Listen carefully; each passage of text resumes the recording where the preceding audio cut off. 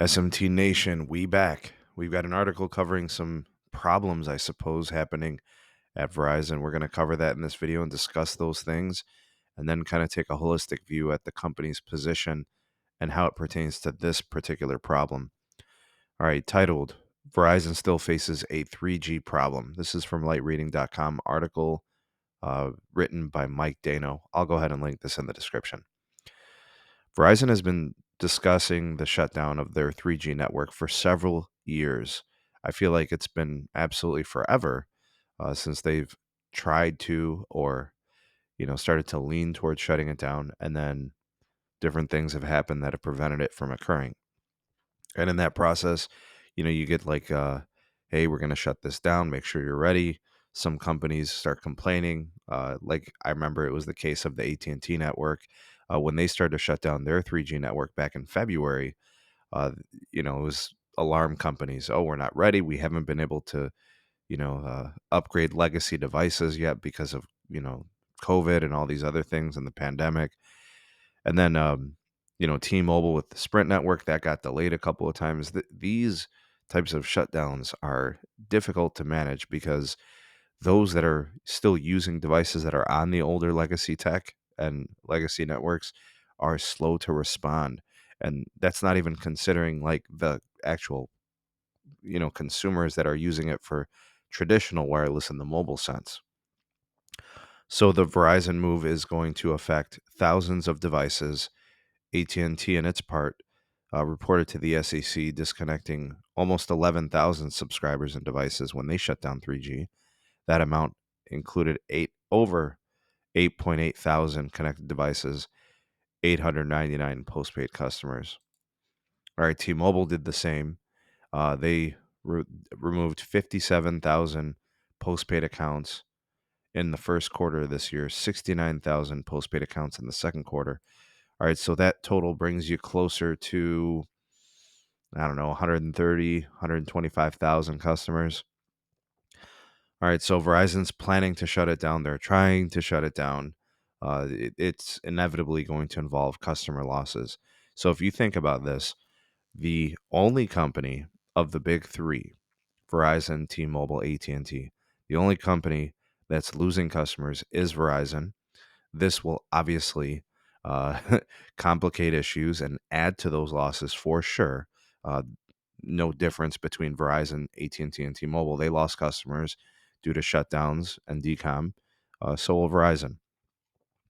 Now, how they report it, they're probably going to do it just like we saw with AT&T and T-Mobile. So what they're going to do is they're going to eliminate it or keep it from being included in their churn metrics. If they were to include it in their churn metrics, it would obviously really make them look bad to investors. So they're going to remove it from their churn rates and just put it in like a financial adjustment, and it'll say like due to 3G shutdown. And by the way, there's also spending. You have to. It's an expensive thing to actually shut down 3G.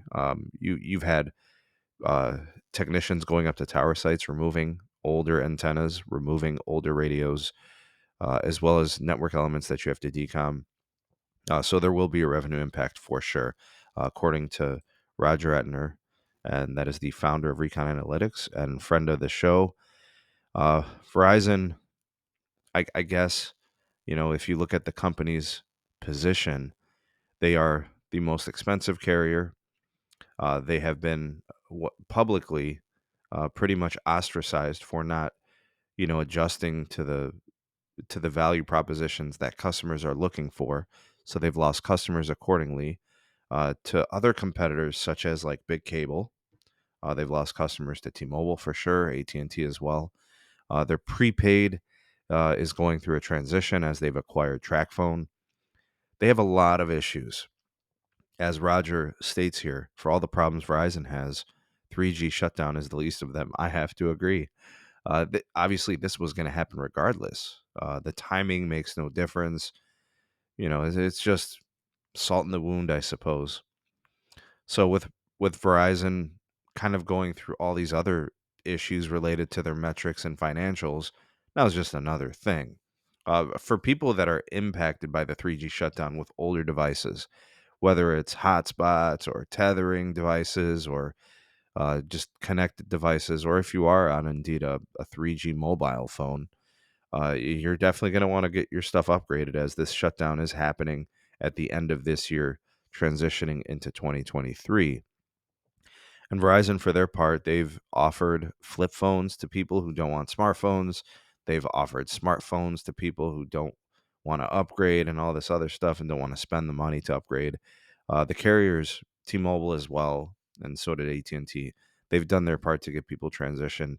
People are just stubborn, unresponsive, and they've made things difficult on themselves by being unresponsive. So if you know anybody on the Verizon network, on the 3G network, get them kind of in the know and let them know what's happening if they haven't been responding to it.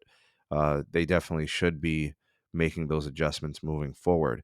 And then for Verizon's part, this will be something that they'll probably include in a small little tidbit during the earnings report, which they'll probably do here in about 3 weeks or so. I think they're scheduled to report on the 20th or 21st, did they say? And then I think the following day it's going to be AT&T, and then I think T-Mobile will be last, but it should be somewhere after AT&T.